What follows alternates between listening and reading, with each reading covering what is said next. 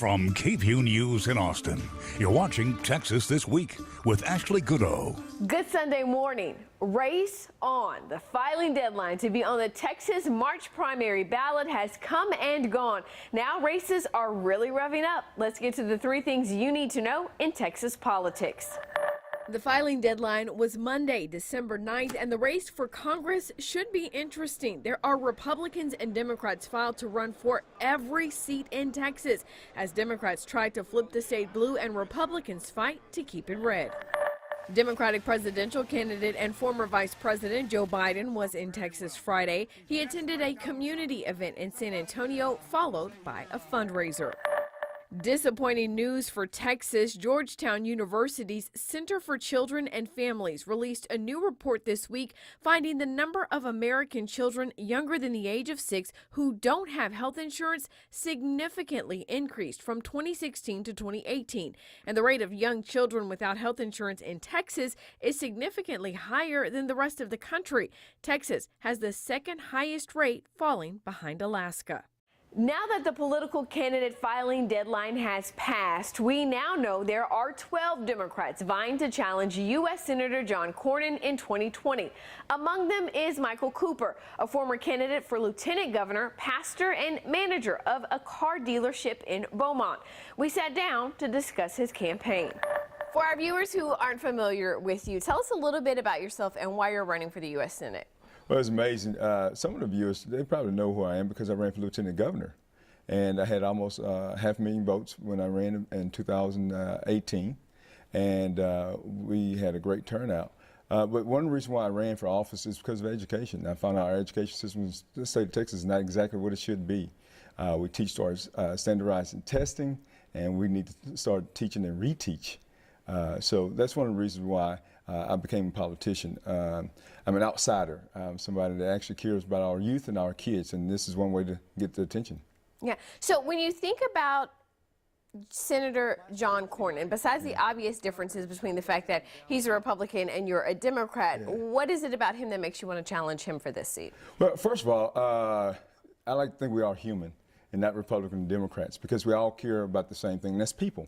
One thing I know about John Cornyn is that he's been doing this about 30 years, and a lot of people don't know who he is. He's been in 3 different offices, 3 different pensions, and was even thinking about becoming the FBI director. So that means he doesn't quite have the state of Texas on his mind. Maybe another retirement, I'm not sure. But a lot of people, when I go around and I say, hey, who's your senator? Who's John Cornyn? They say, who? They heard of Ted Cruz because of the infamous race with Beto O'Rourke.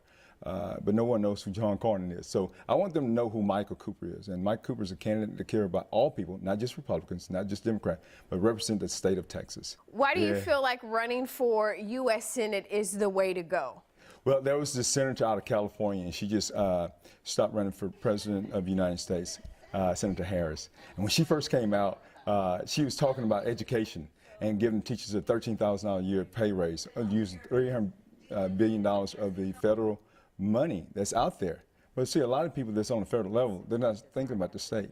She challenged Vice President Joe Biden and said, you know, sometimes when the state gets it wrong, the federal government needs to step in. And that's what I think needs to happen right now. I think the state is getting it wrong.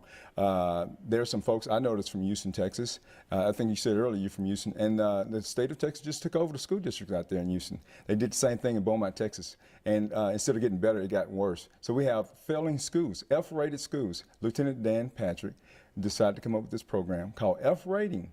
And guess what? They're getting an F because they're closing down schools. In North Dallas, they had the same issues, but they fought it and challenged it and pushed back.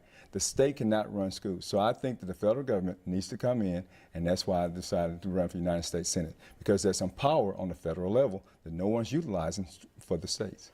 When we start thinking about the issues surrounding this campaign, you talk a lot about education. What particularly are some policies that you want to do specifically to change education? Well, one thing I want to do is grow our own. There are a lot of students that's graduating at 18 years of age, and they're brilliant.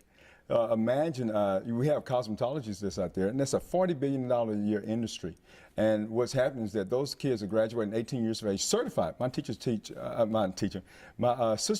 cosmetology at Sci-Fair in Houston, Texas. And her kids are making $80,000, $90,000 a year. Well, why can't we start teaching teachers in the 9th and 10th grade, and when they graduate, they have a 2-year associate's degree, and then they go on to teach K through 6, and then we hold them for 5 years, and then we give them loan forgiveness after they finish their education, and then keep them for 4 more years and pay for their education. Now we have certified teachers that's teaching on a certified level, K through 12, so now we're ready for our future. When we think about health insurance, that is an issue that impacts a lot of Texans, and particularly our state continues to rank as having the highest rates of folks who are uninsured, both adults and children. Yeah. Where do you want to begin to address this issue? I want to begin in my own home because I have 3 kids that's in college. I have one that's 26 years of age and he can't afford health insurance. I can no longer provide insurance for him. So these are issues and loopholes that we need to go back and address and deal with. Although there's a Bernie Sanders idea out there, Medicaid for all, that's expensive because they challenged Elizabeth Warren and said, hey, who's going to pay for that?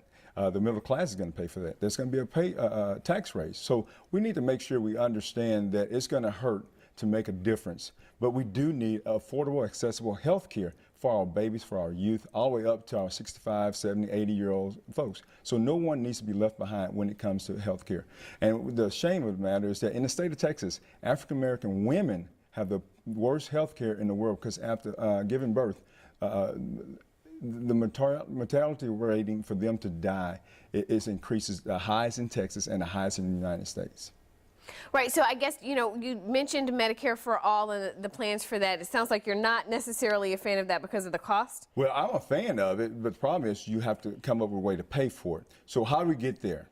So brighter minds than myself haven't come up with the idea yet how to fix it, how to pay for it. So while we work on that, we need to start looking at the Affordable Care Act, where they left it behind. The Republicans said, let's repeal and replace it.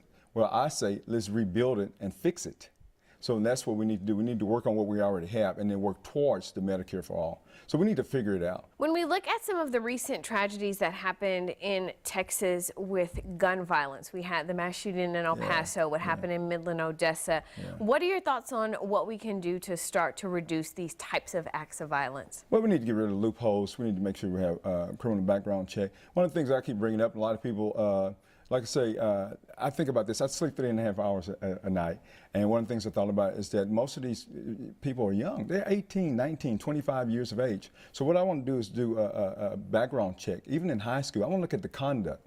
A lot of these people were kicked out of school. Nobody's talking about that. Nobody's talking. I'm a pastor. I'm a psychologist. So I'm looking at these things, trying to figure these things out. Anger unmanaged becomes mental illness. And a lot of people don't realize that those crimes, hate crimes, not just hate, there's vengeance. They're trying to pay back evil, how they were treated in school. You hear those young people, well, they talked about me or they bullied me, and they go back and they want to kill someone. One of the last episodes I saw, this security officer took the gun away, the rifle away from the person that's about to commit this crime, and he just hugged him for 20 minutes. A lot of people just looking for love, affirmation.